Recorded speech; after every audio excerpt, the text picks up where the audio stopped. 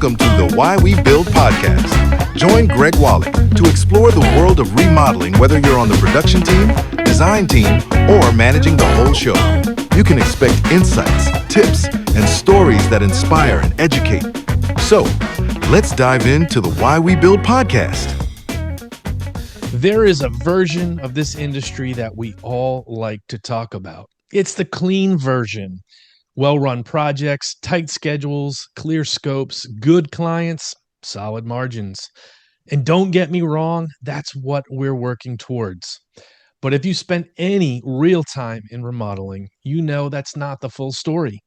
Because this work isn't just technical, it's emotional. We're not building in a vacuum, we're building inside people's homes, inside their lives. Real things are happening, good things, hard things, unexpected things. A wedding has to happen on time, a baby on the way, a family going through a loss. And somehow in the middle of all of that, we're supposed to stay on schedule, hit our numbers, and deliver a great experience. That's the part of this industry that doesn't always get talked about. And today's conversation is about that space, about what it actually looks like to show up every day, do the work, keep learning, and navigate all the variables that come with remodeling, projects, people, and everything in between. The truth is, this job asks more of us than just our skills. It asks us to lead people through an experience. Now, today's guest is someone who's lived that reality for a long time. Mike Whalen is a lead carpenter at DBS Remodel, where he's been since 2002. He started in the trades back in the early 90s, worked in both commercial and residential construction, and even took a run at owning his own company before realizing just how tough that side of the business can be. Now, since joining DBS, Mike has grown into a key leader within the company, stepping into broader leadership role in 2016 and helping shape the strength and direction of the team. Now, along the way, he has also contributed through the industry, through writing for JLC Magazine and speaking at JLC Live, sharing what he's learned from the decades in the field. But at the core of it, Mike is still a craftsperson, a leader on the job site, and someone who understands that success in the business goes way beyond the technical side of the work. Mike, welcome to the show. Thanks for having me, Greg, and great intro. Thank you. Thank you so much. I appreciate you being here. So tell me what's going on in your world right now. Well, as you mentioned in the intro, a bunch of remodeling is going on. We just had JLC, got to see you there, which was fun. But back at it, just with the projects that we have going on, and just been fortunate with a lot. We're booked out till fall, early winter, which is nice now that it's, speaking now that it's we're approaching May, that's a nice backlog for us, but we have to keep up with it with production. So it's that whole balance with production and sales. And for me, I've just been really heavy on bathrooms for some reason. We're always doing a lot more kitchens and bathrooms, but we do a little bit of everything in the residential home. As far as remodeling, no new construction, but all existing residential homes. And I've just been on a run of bathrooms. I'm on 8 consecutive bathrooms. I was doing 6 at a time somewhat, which was the most I've done, only because one client moved out and was out of their house. So it allowed me to do the 3 while I was finishing up 3. And that just was a challenge in itself, but just with all the processes and procedures that we've done over the years, it helps. Lots of tile install. I've noticed on your Instagram, lots of tile. Holy cow. Cool layouts too, by the way. Really good stuff. Yeah. And that's, and thank you. It's, the whole communication with the client as far as what they want and the selections that they make. Some of them are unique. The ones that I'm on recently, closing out, very unique tile designs, and at first when you see them and you're unpacking them, you're just like, oh, that's interesting. I don't know if I would have that myself, but then once it goes in and you see it all come together, it looks pretty cool. So yeah, it's been a good amount of time lately for sure. So take us back a bit. How did you get started in the trades? Well, I knew at a young age that I wanted to do something with building, constructing things. I could say I was 10 or 11 because my parents had their house built and they had material left over, nails and some wood material. And I would just always be building something, whether it made sense or not. The age of the tree forts with the neighborhood kids, we were doing that and I loved it. Probably wasn't the safest structure based on how far we can get those 12 penny nails in the tree as young 10, 12-year-old kids. But that's where it started for me. And I just knew I didn't know what the construction industry consisted of.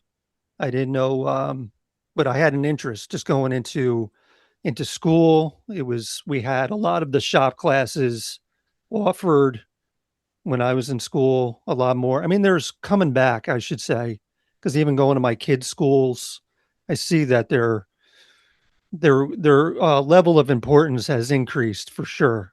But I hit all the shop classes, anything I could that I could do hands on, whether it was wood or even mechanics, small engine, plastics, metal, everything.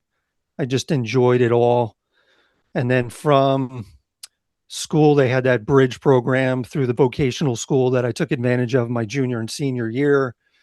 Took a carpentry building, construction course that I still go back to every year, twice a year to talk to the students, which is pretty cool because they're in the same classroom I was in, 36 years ago, 1990 to 92, which is crazy to go back. But even when I was in that class, and I tell the students this, I didn't know. I wasn't hard pressed on going into the trades and knew I would have a successful career in the trades just from being there. I was had an interest in it. I knew I would always do something with it, even if it was a hobby. So tried a bunch of different things, as many do, coming out of high school, bounced around some, but I just always landed in the trades, just from knowing somebody, they needed help, and it just manifested into me, as you mentioned in the intro, really started in commercial construction and did that for maybe 3 years. Enjoyed it, learned a lot. It was very repetitive, working for storefronts, which was a lot of the same. You knew what to expect. You're not dealing with a client like we are more with residential. It was just my boss at the time dealing with the investor that would come maybe once, I don't know, a couple times a month. And then again, you get to network, and I tell the kids again this story at the trade school. You start to meet different people once you're on site, and someone says that another builder's looking for, carpenters, help, whatever the case may be. You reach out, and then things just it's easier. I think you would agree when you're younger to move around because then once you have a family, you don't tend to want to shift too much and take as many risks. So being young, jumped around, tried a bunch of different things, even did 3 years of land surveying, which was interesting. Wow. It was, just trying something different because the whole thing was along the way, whether it was guidance counselors or a random person just saying, you sure you want to stay in the trades? They're not very reliable. There is that stereotype or stigma of things not being consistent or maybe getting injured. So that did put a little bit of fear in me. So I shifted towards, land surveying, which wasn't as physically demanding. But after 2.5 years into 3 years, it wasn't for me. It's too monotonous. There was things I enjoyed about it, but when we would go do locations on a new construction site, I was just hearing the nail guns, the compressors, the saws, and I would do anything to go back and just get that reward of building, creating, and so I did, and I went back and went into remodeling with another company for a little while, thought I had enough experience to go out on my own, was on my own for about 3 or 4 years, crash course into running a business, didn't have the resources to really guide me. So I knew I wasn't cut out for it at the time and wanted more experience. And that's where I met Brian, the owner of DBS Remodel, in 2002. And he really recruits a lot of people that had their own business, because when you're in the role that I'm in now at DBS, it's like running your own company, but you have the support and the depth of the company itself as far as the production department, sales. So there's everyone doing the work, and I can just go on site and handle the management part and still the bags on craft part, which I enjoy and has worked out for the past, it's going to be 25 years next year, which is crazy. Wow, that's amazing. I love the fact that you're still doing bags on. That was a transition that for me, was very like no more tools. Like you're just going to manage at this point, and that was hard for me to accept for a little while. That was that was a tough I change for bet. sure. I'm sure. Yeah, and So, I know that day may come, and there's some jobs to where it's more bags off yeah, managing. So I'm getting a taste of it. And maybe like yourself, I don't know if you still build things, even though you're not primarily, you know, necessarily doing the craft. But I do foresee myself doing something, even if I transition into a strictly managed role. That's what I mhm. hope. That's what I hope. I learned to build Excel spreadsheets. There That's you where I went. different type of building. So, in some of the pre-show stuff, we know every project is different, every client is unique. What does that look like for you day to day? Well, it's setting up.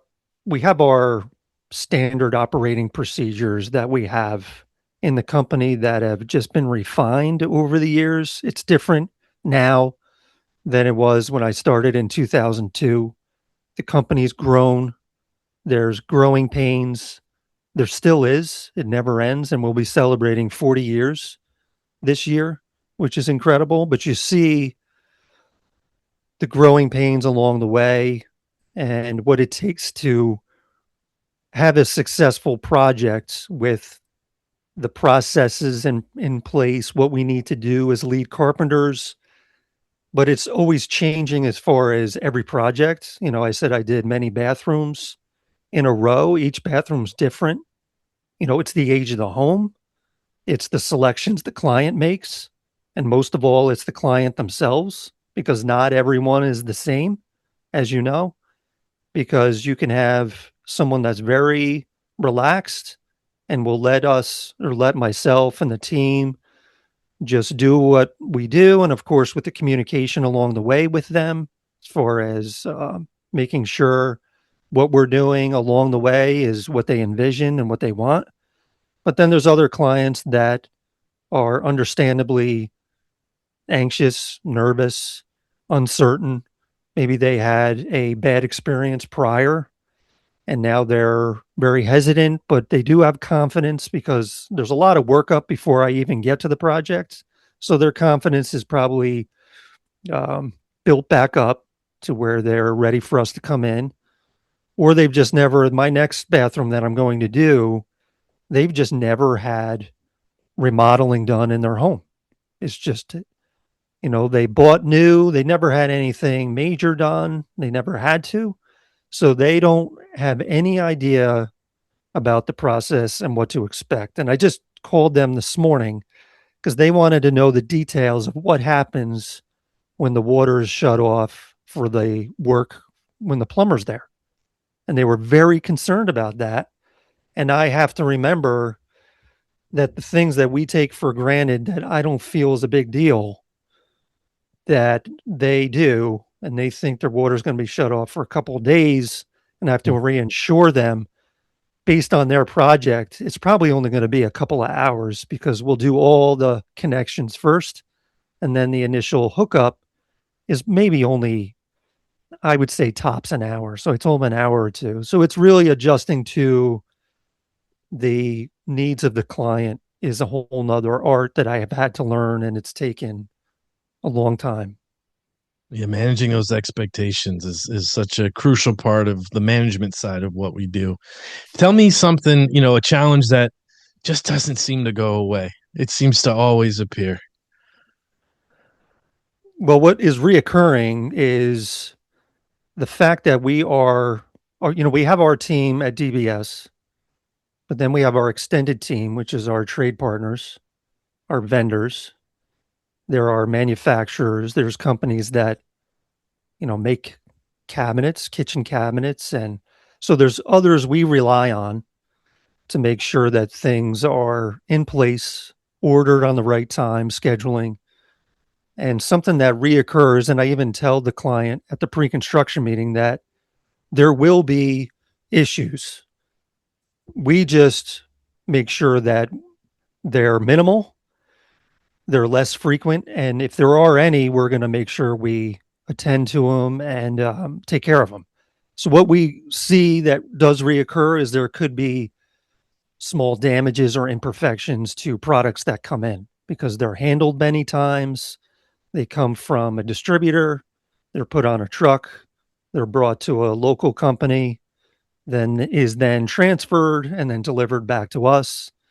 So we'll just see from moving them, shifting them around.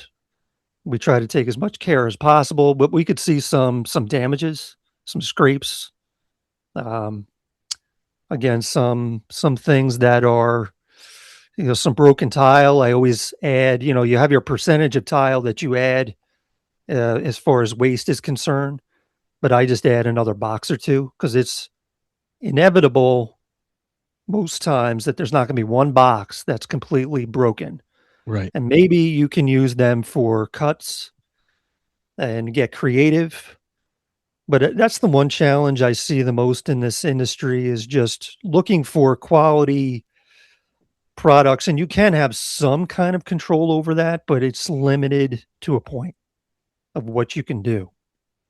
So that's kind of reoccurring, but it's something that we try to stay on top of. What do? We get things on site first or second day, unpack early, and we just make if there's something that has an imperfection or a scrape in it, we're already on it as far as getting it something new sent out. And usually within the timeline of the project, we can not get delayed. And that's one I would say that can be reoccurring, that can be frustrating. So there's definitely an emotional side to this. You mentioned clients who had never done this before, worried they hear we're going to shut off the water. They're thinking it's days, it's hours. Um, Tell me a little bit about your approach to this emotional side, because I do think it gets overlooked, and I'm not sure that it's always getting taught, whether folks are coming out of trade school or coming out of a shop program. It's the softer skills that are really Mm. important when it comes to management. Yeah, 100%. And I mentioned that down at the school when I visit them. It's not something that you think of. We're really heavy on technical skills. What can you do as a carpenter? What can you do with your craft? How how close to perfect can you get that crown molding on the kitchen cabinets or those miters and your tile, which is all important. But those soft skills of being able to read the client, have that communication, the empathy for the stress they're feeling on this investment is huge. So you can have that amazing crown molding, but if that client has a terrible experience based on, let's say, your attitude or what you're not addressing, what you're not communicating, so that's going to build frustration in them. So you can have the best trim in the world, but if they had a terrible experience, we're not going to be invited back to do any more work for them. As it's important to stay on top of that technical, because then you can't go the opposite way. You can't have a terrible open miters or tiled just with lippage and inconsistent, but then you're, of course, being very pleasant, that's not going to fly either. So it's a balance. And for me, it's just being able to read that client. And that's what's another important part of the pre-construction meeting, because I can see the job book that I get, the what entails that in that project, whatever it may be, a basement, addition, deck, kitchen. So I can read through of what I need, prepare myself. But right when I pull up in the driveway, I can tell if they're really, um, if let's say their lawn is very important to them. Sometimes you can just tell. You can tell how neat things are when you're walking up to the door, things are in place. And that's not that we would disrespect anyone that seems to be a little more lax or loose with it, but just this, all these things you're reading as you're coming into the project as far as their personality. And right away, that tells me, trucks on the lawn, where are we delivering lumber? This can affect, just like the next job I'm going to. She said, we have a lawn treatment that we get every month. It's very important to us. We don't want the grass to die. We don't want the trailer on the lawn. So right away, they have expectations beyond what the tile is going to look like. We don't want to leave and have these dead spots or ruts in their front yard that they're going to have to fix. And it goes on from there. You sit with them in the pre-construction meeting and you can just get a feel for their comfort. I'm trying to put them at ease, letting them know that we're going to adjust to their schedule. If they have kids have to get out to school, the bus stop. That can just heighten their stress as far as, again, the stereotype of someone coming in and just being a disaster zone for remodeling and them not being able to function in their home. So it's all these soft skills to be able to address on the front end and then carry that through communication with them as far as how they're feeling. And you can just get that sixth sense. I just call it that situational awareness.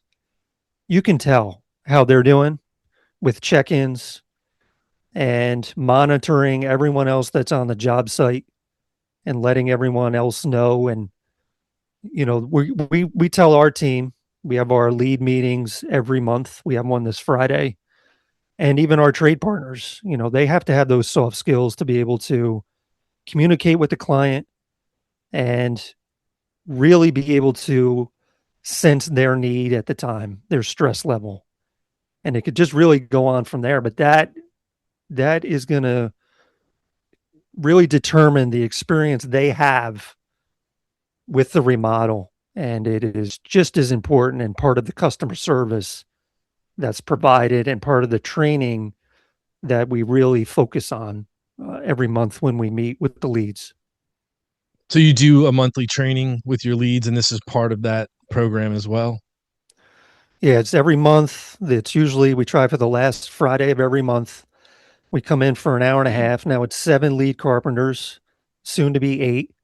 So, the clock's ticking. They're on their projects. They don't want to lose a lot of time. Everyone's getting paid hourly. So we have to respect the fact that there's, 8 people plus some from production and operations, and just have a good level 10 meeting. And all these things are discussed through an agenda as far as, and one of them is how we're doing with those soft skills and how our clients doing, because we get feedback. And sometimes we have the jobs that are closed out to where we will get the feedback on an exit interview from that remodeling consultant. When they do it, they'll get the feedback and then it's relayed back to the lead as far as, what was it, an array of questions. What was it on the project that you found most difficult? What did the lead attend to the best? Was there anything that wasn't communicated well? So we get all this feedback so that we can continually work on it for each project the next time. And it's just never ends as far as what we can work on and refine. So you mentioned DBS is celebrating A big milestone, what, 40 Yeah. years, which is pretty amazing. You've been there for over 20. What's kept you there? It's a lot of things. It's the culture that Brian, the owner, who I know you know, has had in place from the beginning. And it's very important to him and is genuine. And I can say that after the amount of time that I've been here. 100%. He cares about his employees, which makes a big difference because things happen with our clients, as you mentioned again, on the intro. There's a lot of emotion, but things happen with employees. Life happens. There's loss on our end. There's people that have, you're diagnosed with something. There's tragic things. There's celebrations. There's, like you said, weddings. And since I've been here, I've, I was married when I came in, but, built a home and had two kids. Now they're 14 and 19. So I've seen him through all of that. And I've had Mhm. tough times on my end, like many people do. And he was truly there. And he even told me, he said, what happens in your life is more important than any of the work that you're doing. And he just told me that at that time that we have a team that's going to have your back. And it was true. And there's the freedom and the trust that is given to a lot of us, most of us here. You have to build that trust, from when you start working here and develop that over time, understandably. Yeah, my But guess there's is that you've all earned that, right? That's an earned thing. I'm sure Brian gives you a certain amount, but the rest you've had to earn that over time. exactly because you're getting done what's required on your end based on your position in the company. And if you're doing it and you're successful at it and you're always improving, really, you're just going to have freedom and trust to, I wouldn't say just do whatever you want, but, perfect example when I have kids and they have events and they've been on sports, still are. And I want to break away early for for a game for my son or my daughter at the time. It's just no issue. I just make sure things are taken care of. There's someone on the job. There's no one wondering what's going on. And that's just a nice freedom to have with a family and working for a company. And that's what a lot would agree keep us here. And it just becomes a family being here this long with a lot of other employees that are in those 20 years, some 15. They're all on the higher end, one at 30. And the ones that are here for, let's say, 2, 5, or 7, they see it and it becomes contagious to where they want to be a part of that. And, is it perfect? No, I don't think any company, any family is perfect, but you know what works. And we just are always excited and refreshed to be able to continue to work on it. And we just work off of each other. Some are stronger at times where others need a little bit of encouragement again. You get bogged down a little bit, you get burned out, but there's always someone that'll just come in and revitalize you. And even like JLC does that and I'm sure you would agree, Yes. to where you're just around people and it just refreshes you and just gives you energy again. And that's what we need just as a team. And for sure, as a family, being here this long. JLC, I think it was one of the best ones I think they've ever. Yeah. It was just a really good experience, and again, always glad to be a part of that. Now, your role has evolved over time. You're still doing some stuff in the field, but from the moment you started to where you are now, what's that evolution looked like? Well, from when I started, I came in, as many do, as just what we would call a second carpenter. You're just coming up on the job just to be there to do really strictly the craft, bags on. And sometimes that's nice because you just are told what to do and you can just concentrate on that all day. So I'm not following up, I'm not on the phone, I'm not on emails, and it was just very nice. Sometimes I do miss that, to be honest with Mhm. you. And then that, shortly, it might have been a year or two, probably 2 years, there was just an opportunity to start doing some jobs and running some jobs. And there's a lot of training involved and understanding everything from the job book and the pre-construction meeting and setting up jobs and communication. And then we didn't have programs like Builder Trend to where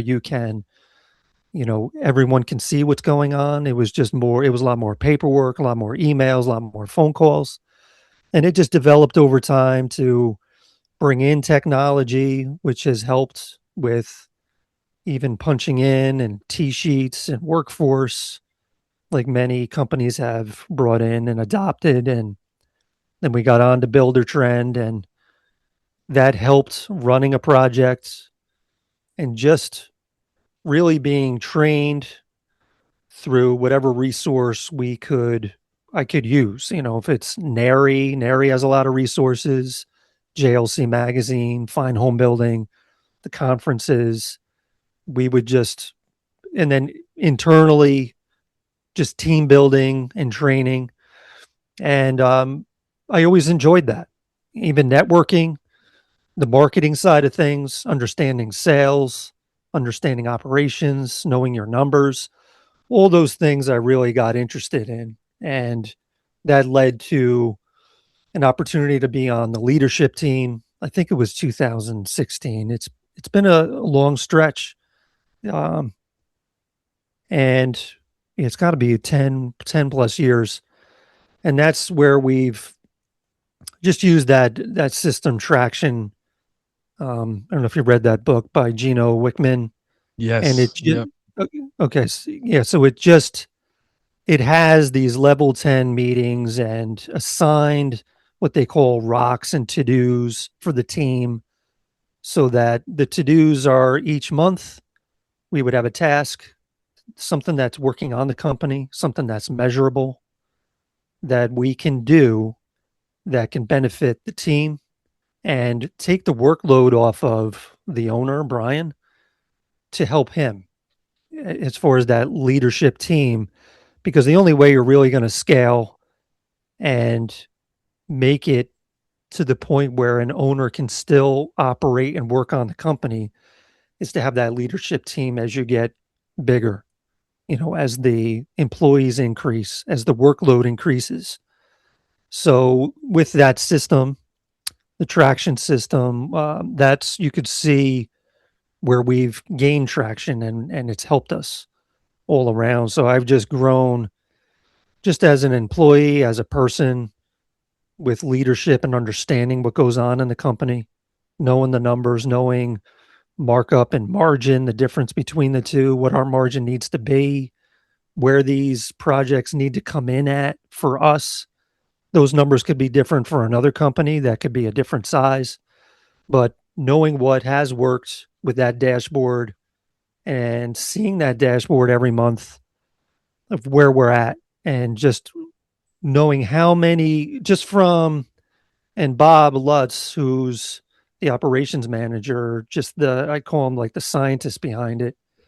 He'll know how many cold leads have to come in, and that convert ratio that comes in for that to be a solid lead that goes from what we call a CPE, comprehensive project evaluation.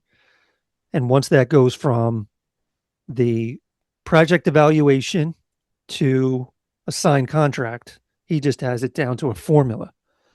So based on how many projects we have to do a year to attain that gross revenue, he'll know how many cold leads need to come in. And that's, to me, is interesting, and how I've developed over the years.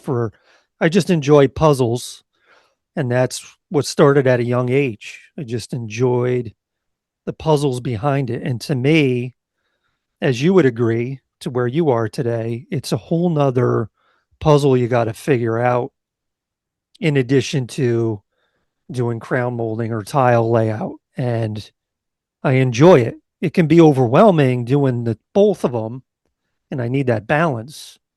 But that's kind of where I've developed over time, and maybe, years to come, it would be maybe primarily just on the management end, and the bags on wouldn't be as much, just depending on how we're scaling. But we'll see. We'll see what happens. I enjoy doing both, and it's constantly learning. It's just incredible. And even listening to your podcast, which you touch on, it's you can never, and it's another part of it that I love. You never stop learning with the guests that you have on, with the topics you focus on. It's never, yeah, maybe there's some things that but even from a different point of view, it's just so helpful and never ending. And I think that's one of the greatest things about our industry is we're also willing to share. I mean, there's very few people that are not willing to put themselves out there. You and Brian, always writing for the magazines and doing the JLC live stuff, and our mutual friend Tim Fowler, all he's done for Mhm. our industry. I mean, we're so blessed to have those opportunities for us. So I've got two more questions for you. Yeah. The first is, what do you most enjoy about the work today? I mean, it's the craft and the people. It's both. I can get lost in the craft. I can get lost in, doing the work again, Hmm. which I love, and I don't think I think that'll be forever. I mean, granted, you can get frustrated with both. You can get frustrated with the work and the people, Hmm. but constantly in remodeling, meeting new people and developing different relationships. And it's just awesome to see every job. It's just, some maybe just keep to themselves, and that's fine. And you go in, you do your work, and it's just a good experience. Others open up, and you get to learn more about them and what they do and their families. I've had their kids babysit my kids and vice versa. I have my daughter that is constantly babysitting for actually a trade partner that we use, and I'm good friends with him. So it just becomes this interwoven community, and with our vendors, with trade partners, with lumber yards, these guys are just people I see all the time, and that's what sticks out the most, I'd say. Very good. So usually I ask a question like this, but it's usually people that never thought they'd be in the trades, and you've always wanted to be in the trades. But what would you tell a younger version of yourself who's just getting started now? I would um I would tell him to to search out the education, because I feel I didn't do that well in the beginning part of my career. I didn't seek it out, and that when I came to DBS, Brian had been going to JLC since JLC started. I didn't know what Mhm. JLC was. No idea. The first time was when I came here, and I remember walking on the floor, and I was just amazed. Yeah. I couldn't believe everything was in one spot, and the classes they had, and you and I have talked about this with Tim, to take his class over 20 years ago. And now to see him is really special. And I know you feel the same way, but I was taking Tim's class and just blown away on all the information. And I was kicking myself thinking, like, where have I been? This has been around for a long time. And I don't know why, but that's what I go back and tell myself. I wish I researched more early. And I feel I have caught up with the resources I have and what's available. But I think it would have made things a lot easier in the beginning stages for me. And that's something that just sticks out. Yeah, I think like the first time I attended, it was like there's like a professional network for this. It's not just some guys swinging a hammer or pulling up in a beat up truck. I mean, these are real professionals, and it was really Mhm. it was eye opening for me as well. And yeah, and now I that's the show I tell everyone to go to. That's the show you got to go to. So, Oh, Mike, 100%. listen, go ahead. I'm sorry. I was going to say 100%. We just didn't have that available. I just tell the kids when I go back to the trade school, I mean, we didn't have YouTube, we didn't have the internet.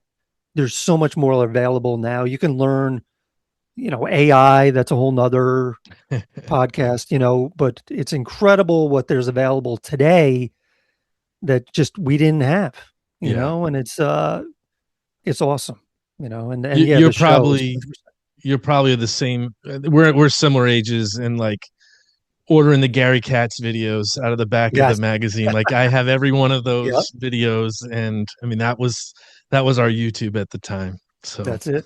Yep, yep. Li- listen, Mike, I want to thank you for joining us. Tell us, thank you so much for telling us about DBS. I'm so excited for the 40-year celebration. Your Instagram, your personal one, as well as DBS, is sharing a lot of really good stuff. So thank you again for joining us. Oh, my pleasure. Thanks for having me on, Greg. I Really know enjoyed it. there's something about this conversation that just felt honest. Mike didn't try to dress it up. He didn't pretend this work is easy or predictable or perfectly systemized. He just told us the truth. This business is challenging, it's constantly changing, and it asks a lot from the people doing the work. But he also reminded us of something else. There's meaning in it. When you show up the right way, when you care about the people, not just the project, you're doing more than building. You're helping guide someone through a moment in their life. And that's not something you learn from a set of plans. That comes from experience, from awareness, from choosing to get better, not just at the craft, but at how you show up for others. So maybe that's the takeaway. Get better at the work, yes, but don't ignore the human side of it, because that's where the real impact lives. Thank you for listening to another episode of the Why We Build podcast. As always, if you have a suggestion, an idea, or want to be a guest, please reach out to me, Greg, at remodelersadvantage.com. That's it for this episode of the Why We Build podcast. We hope you found something valuable to take back to your team. If you enjoyed the show, be sure to subscribe and leave a review. Please send in your ideas for future episodes. Thanks for listening, and we'll catch you on the next one.